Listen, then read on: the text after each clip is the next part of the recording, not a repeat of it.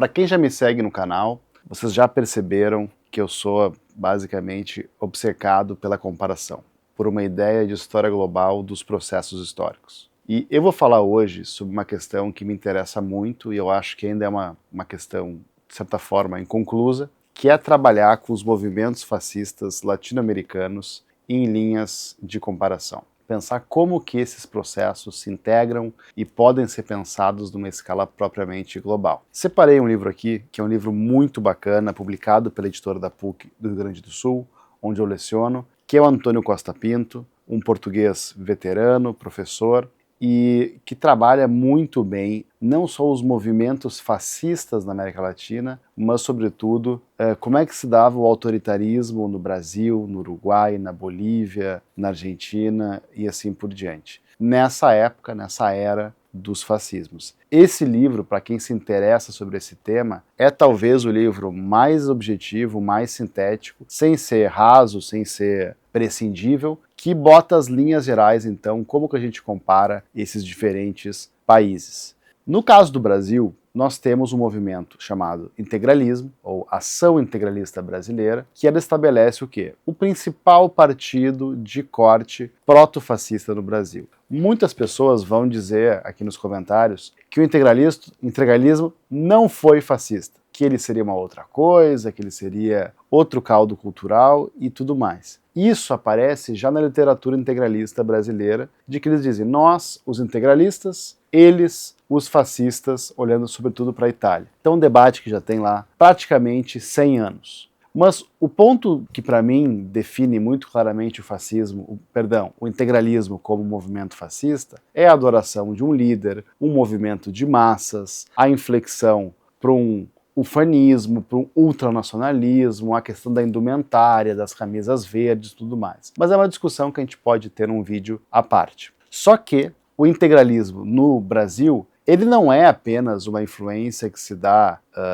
vamos assim, de forma peculiar ou exótica fora da Europa. Esse é um movimento compartilhado que desde o México, do Chile, da Bolívia, estava acontecendo de forma análoga. Talvez o livro, que é o meu livro preferido sobre esse tema, que dá uma consistência muito grande para esse debate, é um livro de uma amiga minha, da Gabriela Greco, junto com Leandro Gonçalves, da Federal do Juiz de Fora, que eles têm então um livro chamado Fascismos Ibero-Americanos. Aqui é uma foto dos integralistas e aqui embaixo, salvo engano, é uma foto dos fascistas mexicanos. E aqui eles pegam vários casos e cada especialista, é um livro coletivo, trabalha então casos como Chile, Equador e assim por diante, estabelecendo as linhas de raciocínio pelas quais esses movimentos fascistas se guiavam. E por que é importante nós pensarmos um fascismo ibero-americano ou latino-americano, como a gente queira chamar? Porque é o seguinte, por muito tempo na literatura de estudos de fascismo se discutiu se existiriam sequer fascismos extra-europeus, fora da Europa.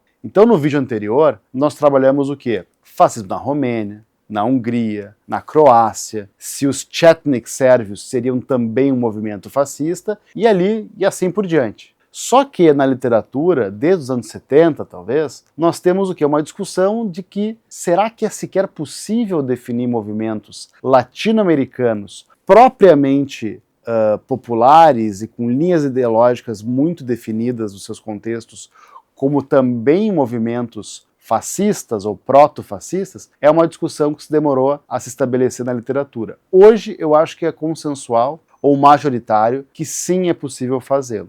De qualquer forma, se a gente quiser abandonar o conceito de fascismo, nós podemos pensar o seguinte, vamos estudar então os movimentos de extrema-direita nessa época. E aqui surgem mais dois livros que eu gosto muito, que são dois livros de uma acadêmica chamada Sandra Deutsch, que é A Direita Argentina, em inglês, e aqui um livro em espanhol, Las Derechas, The Extreme Right in Argentina, Brazil and Chile, de 1890 até 1939. É um livro que tenta dar conta, então, desses três países na perspectiva das extremas direitas. E aqui, por último, um livro que infelizmente está apenas em inglês, que é o Frederico Finkelstein, que é um professor argentino radicado nos Estados Unidos, que trabalha então com uma ideia de um fascismo transatlântico, e aqui, sobretudo, é uma história desses vasos comunicantes, focando muito em Argentina. Para quem é aficionado sobre esse tema, certamente conhece o Finkelstein, tem vários livros em português, alguns mais assim best-sellers sobre o fascismo. Tem um livro famoso do Fascismo ao Populismo, vou colocar tudo aqui na descrição do vídeo do YouTube, e depois posso fazer até um carrossel sobre a produção dele, que tem uma produção bastante